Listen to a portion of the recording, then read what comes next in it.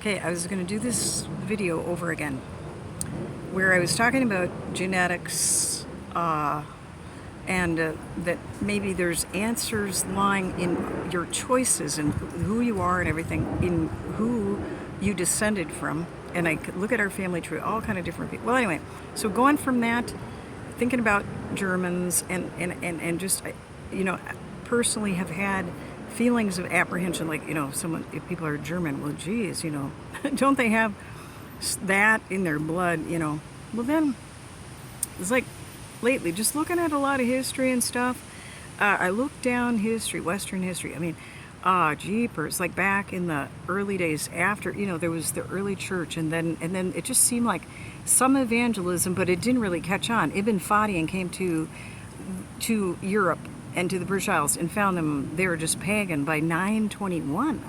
He found the Vikings were just wild by 921. That's almost 1,000. So, and then you look at, like, there was Vlad the Impaler in Europe, in Eastern Europe, in Romania, in the 1400s. There's that story about Joan of Arc. That sounds really rugged. Her, helping the French against the English. There were the Vikings. They were marauders and pirates. There were the Moors. They were marauders. Oh my gosh. Well, then finally you get to the 1600s, 1700s, and who were the people from whom they were trying to translate the Bible into English in England, but because of a very political church that was crushing them, like was so often the case, they were forbidden to do so. Then where did they finally translate? It was in Germany. I was looking at it going, oh my gosh, Germany was where we first really started to, like, Christianity was finally being recognized, not as a he was Martin Luther, before he discovered, he had an epiphany. He was whipping himself for his sins.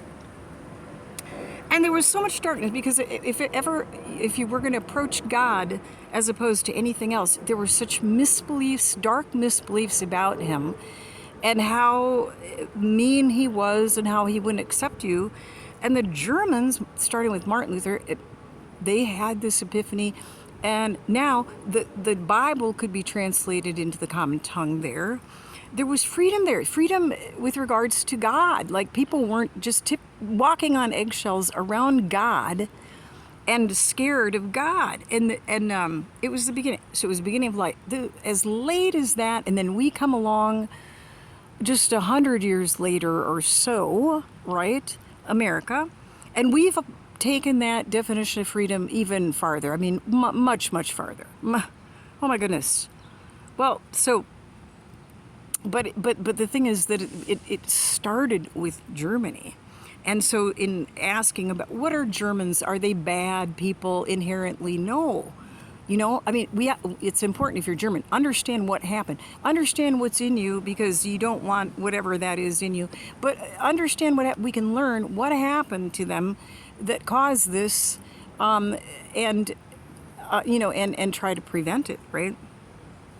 This is amazing to realize, though. They were people who brought us the first people to bring in the West, and maybe in the world. Yeah.